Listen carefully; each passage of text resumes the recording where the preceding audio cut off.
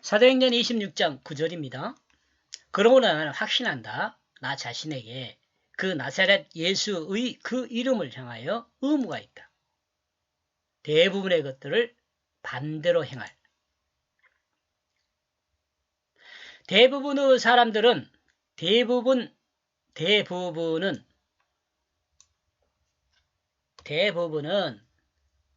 부활을 죽은 육체가 다시 살아나는 것을 말합니다. 대부분은 죽은 육체가 다시 살아나는 것을 부활이라고 말합니다.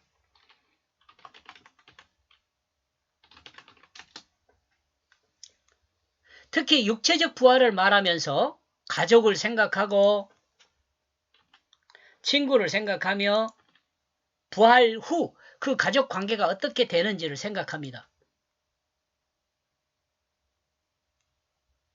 이것에 대해서 예수님이 설명을 하죠.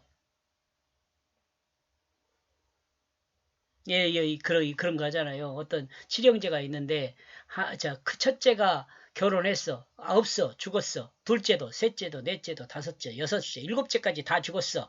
그러면 죽은 후에, 부활할 때, 그 부인은 누구 아내가 되겠냐고 이렇게 물어보잖아요. 누가 물어봐요? 사두개인들이 물어봐요. 부활이 없다는 것을 증거하기 위해서. 이렇게 생각한 것은 나는 나중에는 결혼하지도 않고 그런다고 예수님께서 설명을 하잖아요. 그러나 성경은 부활에 대해서 분명하게 설명하고 있습니다. 부활한 사람은 나사렛 예수의 그 이름을 향하여 대부분의 것을 반대로 할 의무가 있다고 말합니다. 대부분의 부활한 사람은 이 말을 이해하지 못한 사람은 부활이 무엇인지 모르는 사람입니다. 하나님 나라 백성으로 새롭게 거듭난 것은 그것이 거듭난다는 그것이 무엇인지를 모르는 사람이죠. 반대로 이 내용을 이해한 사람은 말씀으로 거듭남이 무엇인지를 아는 사람입니다. 여기 말씀할 때는 예수, 생명, 성령 이렇게 이해하면 돼요. 그러니까 부활을 믿음으로 거듭난다는 것이 뭔지를 아는 사람이란 말이에요.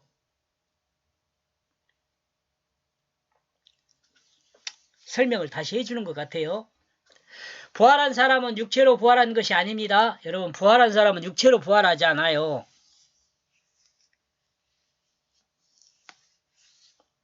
그 육체를 성령이 사용하게 된 사람입니다.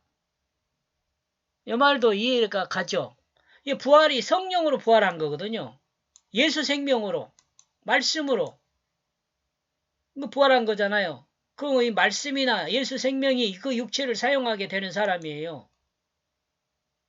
이때 육체가 있죠. 그런데 육체를 벗은 후에는 육체를 입을 필요가 없어요. 다시 입을 필요가 없어요. 그 사람은 그러니까 죽음을 보지 않아요. 이 말 알겠죠? 죽음을 보지 않아요. 육체를 벗은 다음에 다시 죽는, 그 영혼이 죽지를 않아요.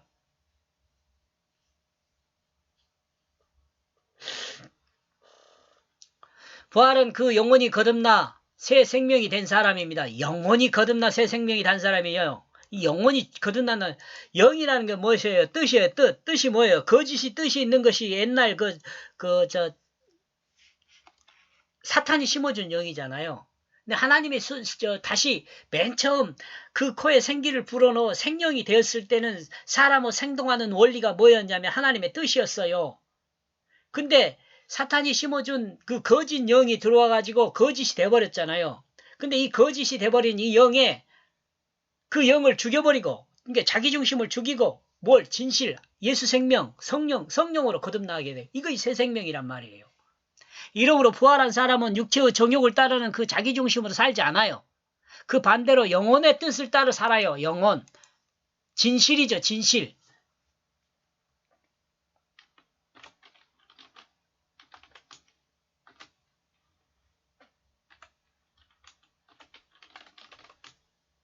진실한 생각으로 살아요.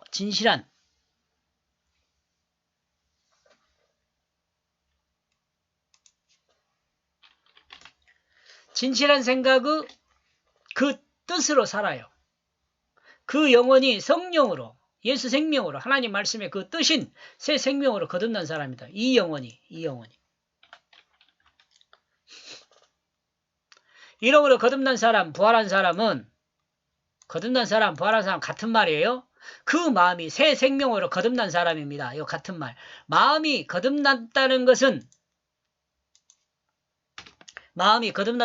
사탄이 심어준 거짓 마음이 아니라 하나님이 심어주셨던 그 진실을 회복하는 것입니다.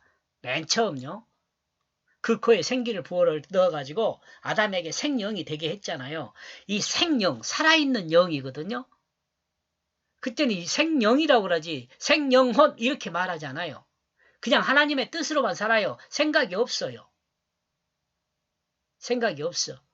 그냥 하나님 뜻으로 살아요. 이 생각이 없다는 것은 뭐냐면 그 선악의 기준이 없어요. 생각이라는 건 뭐예요? 판단하는 거잖아요. 생각, 논리. 그냥 있는 거 그대로 인정하고 살던 때가 생령의 시대, 생령이 된지라 생령의 시대, 그때예요. 타락하기 이전. 근데 이것을 회복한다는 거예요. 이 진실한 마음으로 거듭나게 되는 거예요. 부활을 믿음으로 거듭난 모습은 이 진실한 마음으로 거듭나게 되는 거예요. 이 진실한 마음이 되면 하나님의 그 사랑을 회복하게 돼요. 태초에 그 코에 생기를 불어넣어 그가 생명이 되었던 그 생명이 되는 것입니다. 이는 태초에 사람이 살았던 생동 원리인 하나님의 뜻을 따르는 것이 되는 거죠. 하나님의 뜻을 따르는 것은 성령을 따르는 것이에요. 똑같은 말이에요. 성령이나 하나님 뜻이나 같은 말이에요. 그러므로 거듭난 사람은 성령의 사람이 됩니다. 이러므로 성령의 사람은 예수 생명으로 부활한 사람입니다. 예수 그리스도의 십자가를 믿음으로 자기가 죽고 자기중심이 죽고 그 자기중심이 죽은 마음의 자리에 성령이 그 마음 중심에 자리하게 된 사람입니다. 성령이 마음 중심에 자리하게 되면 그는 성령이 그 자신의 몸을 사용해요. 그러므로 성령이 사용하는 몸은 삶의 대부분이 옛사람의 삶과 반대가 됩니다. 반대가 돼요. 이 말이에요. 지금 설명하는 것이. 육체의 정욕을 따라 자기 욕심을 채우며 섬김을 받는 삶을 원하던 사람이 다시요. 육체의 정욕을 따라 자기 욕심을 채우며 섬김을 받는 삶을 원하던 사람이 하나님의 진실을 따라 사랑으로 섬기는 사람이 됩니다. 반대죠. 이는 하나님이 창조한 그 태초를 회복한 사람입니다. 앞에서도 설명하고 있는 것 같이 흙으로 사람을 만들어 하나님이 창조한 하늘에 있는 흙으로 사람을 만들어 하나님이 창조한 하늘의 것이나 땅의 것이나 물속에 있는 것이나 다스리게 했습니다. 이러므로 회복된 사람은 이 다스림을 회복하게 됩니다. 이 다스림은 사람이 자기 마음에 옳은 대로 피조물을 사용하는 것이 아니라 하나님의 그 창조 목적을 따라 섬기는 것입니다. 이 섬김은 하나님이 창조한 모든 피조물을 어떻게 해요? 온전하고 완전하게 유지 보존하는 것이 됩니다. 이러므로 믿음으로 그리스도인의 결국이 된 사람은 진실한 사랑으로 하나님이 창조한 피조물을 섬기는 그 자리에 있게 됩니다. 여러분에게 이와 같은 축복이 있기를 축원합니다.